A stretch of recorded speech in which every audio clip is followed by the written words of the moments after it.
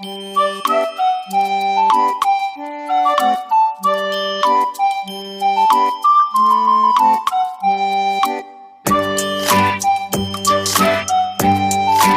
मैं इस वीडियो में क्लास 11th का चैप्टर फर्स्ट और लेक्चर 2 यानी कि लेक्चर सेकंड स्टार्ट करने जा रहा हूं।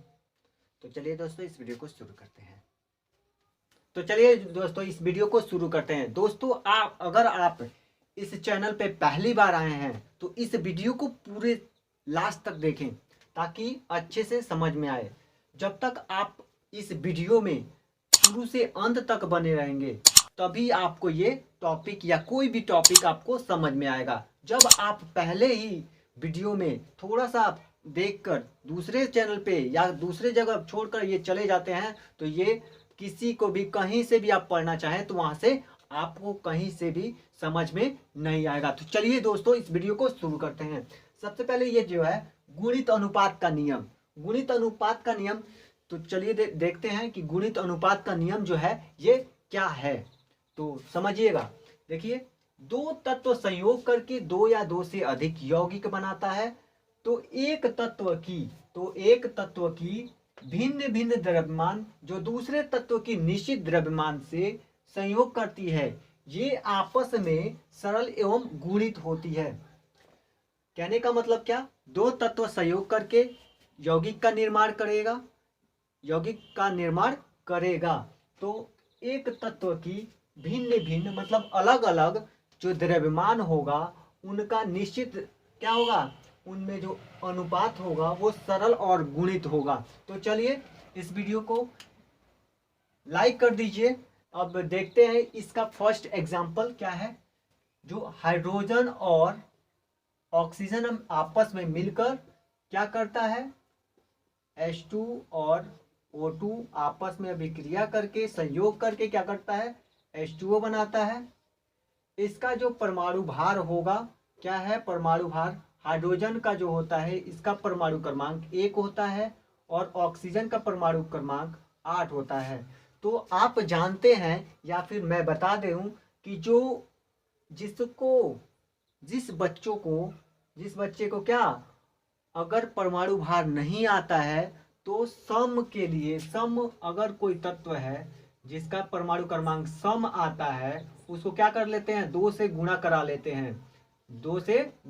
लेते हैं किस में, परमाणु क्रमांक में, तो उसका परमाणु भार निकल जाएगा। अगर आपको परमाणु भार नहीं समझ में आ रहा है तो आप कमेंट बॉक्स में कहिए कि मुझे ऐसे वीडियो चाहिए तो मैं यहाँ पे दे दूंगा।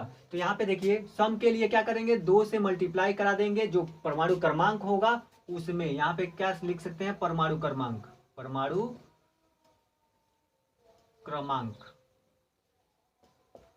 ये लिख सकते हैं। अब विषम के लिए क्या करेंगे, विषम के लिए बच्चों क्या करेंगे, 2 से मल्टीप्लाई करेंगे परमाणु क्रमांक में और क्या कर लेंगे, 1 इसमें जोड़ लेंगे। मानिए हम देखते हैं क्या, H2 और O2 आपस में मिलकर इसका एग्जांपल देखते हैं, H2O बनता है। तो H2O जो होता है हाइड्रोजन का क्या होता है, यहाँ पे अब हाइड्रोजन का होगा 2 क्योंकि 2 अणु है, 2 परमाणु है, हाइड्रोजन के 2 परमाणु और ऑक्सीजन का यहाँ पे क्या करेंगे, ऑक्सीजन का परमाणु क्रमांक 8 होता है। तो यहाँ पे क्या कर लेंगे, 8 दूना 16, 8 दूना 16 हो जाएगा।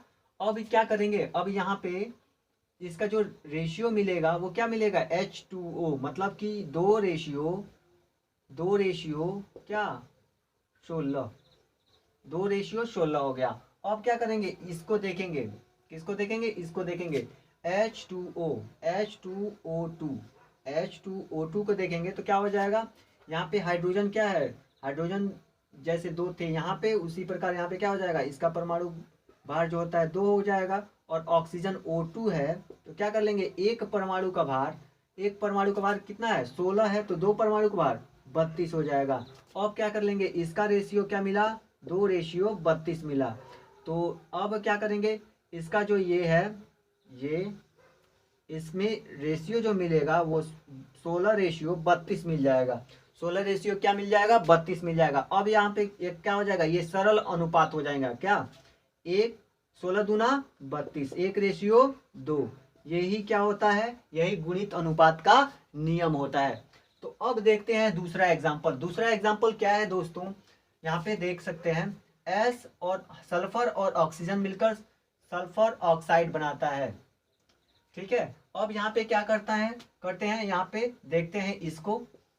तो जो सल्फर का परमाणु क्रमांक होता है वह 16 होता है और ऑक्सीजन का जो परमाणु क्रमांक होता है वह 8 होता है।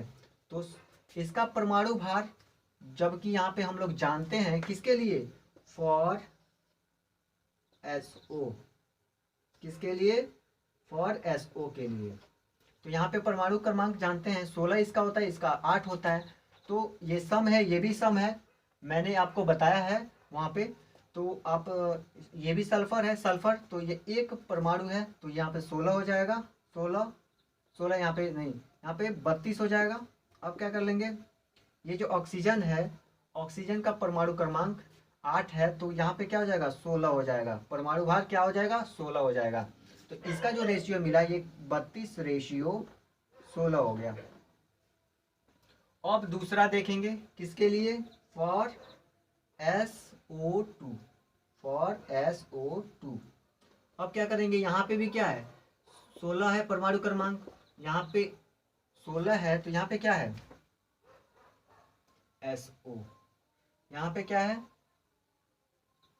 परमाणु क्रमांक जो है ये 16 है, तो यहाँ पे भी 32 हो जाएगा। अब क्या करेंगे, यहाँ पे ऑक्सीजन है, ऑक्सीजन का परमाणु क्रमांक क्या होता है, 8 होता है। तो इसका परमाणु भार कितना होगा, 16 और 2 है, तो 16 दूना 32। तो इसका रेशियो मिल जाएगा 32:32।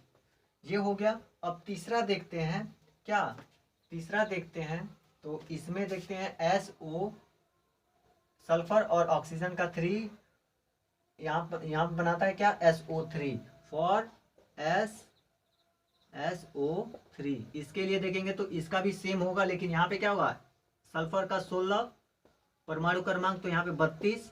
यहाँ पे क्या करेंगे, ऑक्सीजन का 3 है, तो यहाँ पे परमाणु क्रमांक तो वही रहेगा, लेकिन यहाँ पे 16 × 48 हो जाएगा। क्या हो जाएगा, 48 हो जाएगा। तो इसका रेशियो जो मिलेगा वो 32:48। अब इधर वाला देखेंगे, ये जो है इनका जो रेशियो मिलेगा ये सरल और गुणित अनुपात मिलेगा। जबकि यहाँ पे जो कि आप यहाँ पे देख सकते हैं 16:32:48। तो आप 16 एकम 16, 16 दूना 32, 16 तिया 48।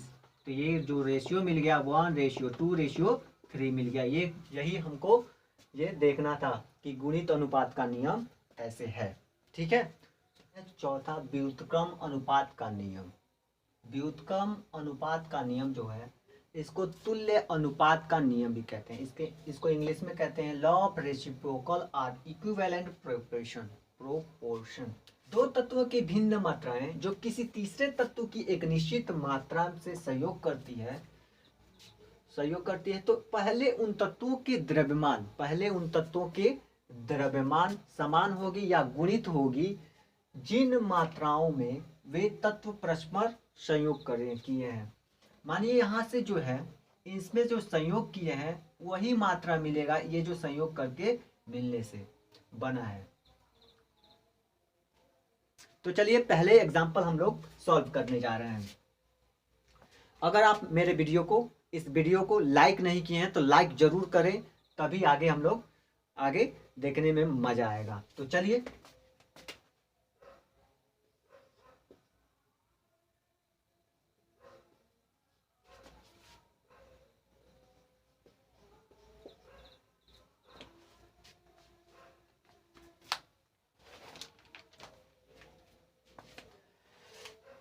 अब हम देख सकते हैं कि जो पहला एग्जाम्पल है सी इधर रखे हैं, ऑक्सीजन इधर रखे हैं और हाइड्रोजन इधर रखे हैं।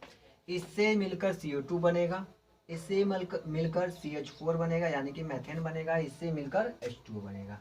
इसका परमाणु भार देखते हैं कि परमाणु भार क्या है, परमाणु द्रव्यमान। ये जो है ये कार्बन का क्या होता है, परमाणु यहाँ पे किनारे लिख लेते हैं सी का क्या होगा, परमाणु क्रमांक 6, तो परमाणु भार 2 12। अब यहाँ पे क्या कर लेंगे, हाइड्रोजन का देख लेंगे या ऑक्सीजन का। ऑक्सीजन का परमाणु क्रमांक 8 होता है, तो इसका 12 हो जाएगा एक मॉलिक्यूल का। अब यहाँ पे क्या कर लेंगे, हाइड्रोजन, हाइड्रोजन का परमाणु क्रमांक 1 होता है, तो परमाणु भार भी 1 होता है। अब यहाँ पे देखते हैं CO2, CO2 का, तो यहाँ पे C का कितना है, 12 है, तो यहाँ पे एक मॉलिक्यूल है यहाँ पे, इसलिए यह एटम है, तो यहाँ पे क्या कर लेंगे 12 रेशियो क्या 4 है, तो यहाँ पे क्या है ऑक्सीजन 2, तो यहाँ पे क्या कर लेंगे ऑक्सीजन 2, ऑक्सीजन नहीं, यहाँ पे क्या कर लेंगे, यहाँ पे ऑक्सीजन का 2 है, तो 8 2 होए तो 16 दूना 32 हो जाएगा। इसका जो रेशियो होगा इन दोनों के रेशियो के बराबर होगा। ठीक है, यहाँ पे इसका जो रेशियो ये मिला है, इसका ये रेशियो इन दोनों के रेशियो के बराबर मिलेगा। देखिएगा, चलिए तो देखते हैं। अब ये H2O है, तो H का 2 है, तो यहाँ पे क्या हो जाएगा 2 रेशियो ऑक्सीजन का कितना है 16, तो यहाँ पे परमाणु भार 16 है। ठीक है, तो यहाँ पे क्या कर लेंगे 16। ठीक है, अब क्या कर लेंगे CH4, C का कितना होता है, C का 1 है तो 12 हो जाएगा, रेशियो 4 है तो क्या हो जाएगा 4 हो जाएगा। अब ये जो है ये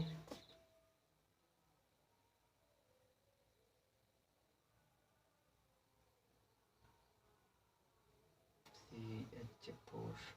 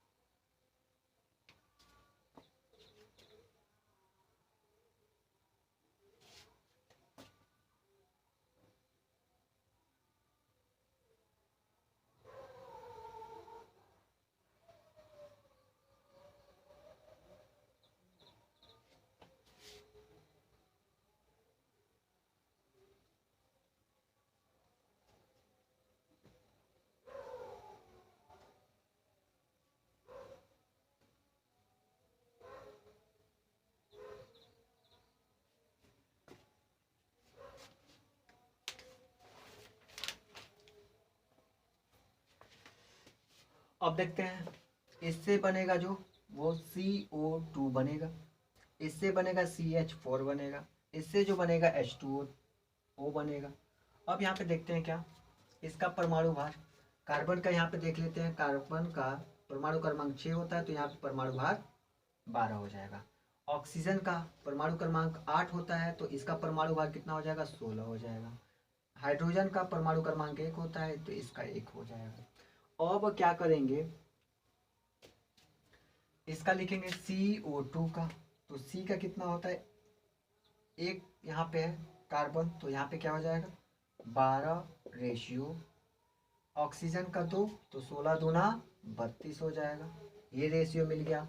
इसके कहने का मतलब ये था, व्युत्क्रम अनुपात का नियम ये था कि इसका जो रेशियो मिलेगा इन दोनों के रेशियो के बराबर होगा।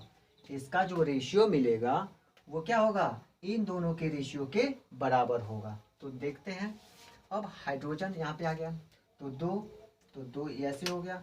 हाइड्रोजन का कितना होता है 2, क्योंकि 2 यहाँ पे हाइड्रोजन है, तो यहाँ पे क्या आ जाएगा 2 प्लस क्या होगा यहाँ पे ऑक्सीजन, ऑक्सीजन का कितना है, ऑक्सीजन का जो है वो ऑक्सीजन का कितना है 8, 8 एक होता है, 8 दूना 16, 16 यहाँ पे कर लेंगे। अब यहाँ पे जो रेशियो मिलेगा 2 दूना 4 रेशियो 16 दूना 32 मिल जाएगा। अब क्या करेंगे CH4 का देखेंगे, CH4 का देखेंगे तो C का जो जानते हैं हम लोग क्या क्या जानते हैं, कार्बन का जानते हैं हम लोग 6, तो यहाँ पे 6 मिलेगा, 6 दूना 12, यहाँ पे क्या होगा 12, रेशियो क्या हो जाएगा, ऑक्सीजन का 4, हाइड्रोजन का 4 है तो यहाँ पे 4 हो जाएगा। अब क्या मिला, यहाँ पे 4 4 बराबर है, तो ये जो 12 और 32 जो मिला है यही हमारा रेशियो है। आपको समझ में आ रहा होगा कि जो ये 12 रेशियो 32 आया है ये ऊपर भी आया है और ये तीसरा वाला भी आया है। इसके कहने का मतलब ये था दोस्तों कि ये जो व्युत्क्रम अनुपात का नियम है, जब ये इनका जो अनुपात होगा, जो पहले जो दो तत्व हैं उनका अनुपात तीसरे तत्व के अनुपात के बराबर होगा, मतलब कि इनका जो अनुपात है इन दोनों के अनुपातों का बराबर होगा। अब देखते हैं दूसरा एग्जाम्पल। अब दूसरा एग्जाम्पल देखते हैं दोस्तों।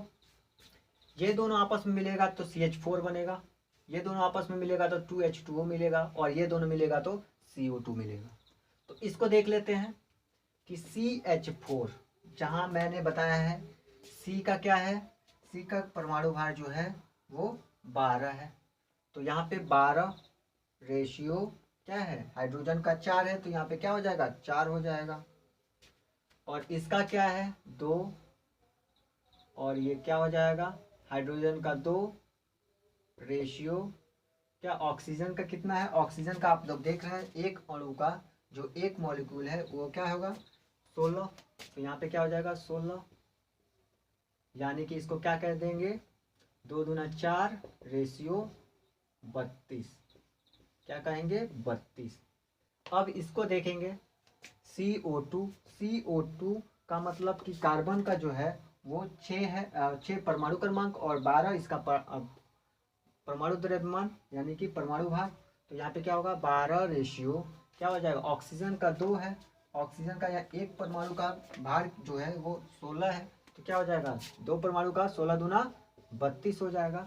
जब यहाँ पे 32 हो जाएगा तो यहाँ पे क्या करेंगे, अब इसका और इसका 12 और 12 बराबर है, तो इसका 4 रेशियो क्या मिल जाएगा 32 मिल जाएगा, जो ये इसके बराबर होगा। आप देख रहे होंगे 4 रेशियो 32 इसके ये बराबर हो गया। इसका आप अब आपको एकदम क्लियर समझ में आ रहा होगा। 2 एग्जाम्पल मैंने करा दिया है जिससे आपको कोई भी दिक्कत ना हो। तो अब हम देखेंगे क्या, गे-लुशेक का आयतन संबंधी नियम। अगर आप इस वीडियो को अभी तक देख रहे हैं, अगर लाइक नहीं किए हैं तो लाइक करें, और अगर सब्सक्राइब नहीं किए हैं सब्सक्राइब करें, ताकि ऐसे वीडियो हम लेकर आते रहें आपके लिए। तो देखते हैं आप गे-लुशेक का गैस आयतन संबंधी नियम। तो देखते हैं रासायनिक अभिक्रिया में गैस संयुक्त होता है या बनता है, और उनके आयतन जो होते हैं वो सरल अनुपात में होते हैं। उनके क्या आयतन क्या होते हैं, सरल अनुपात में होते हैं। जब ये क्या हो, जब सभी गैस समान दाब, जो गैस होंगे वो समान दाब और समान ताप स्थिति में हो तभी। तो यहाँ पे देख सकते हैं क्या, इसका जो वैल्यूम है एक है, इसका वैल्यूम 1 है, और इसका वैल्यूम कितना है, मतलब आयतन है 2, तो इसका रेशियो क्या हो गया, रेशियो जो मिला वो क्या मिल गया हमारा 1 रेशियो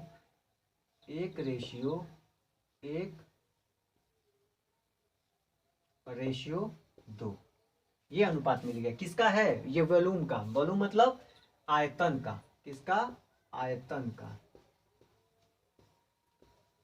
का हमारा ये रेशियो मिल गया। अब इसमें देखते हैं दूसरा एग्जांपल जो है, इसको देखते हैं। नाइट्रोजन का 1 है, ये इसका हाइड्रोजन के कितना है रेशियो, वॉल्यूम मतलब आयतन क्या है 3 है, और इसका कितना है 2 है, तो ये इसका आयतन हो गया। किस आयतन का क्या हो गया, अनुपात हो गया। तो यही इसी को क्या कहते हैं, गे-लुशेक का गैस आयतन संबंधी नियम कहते हैं।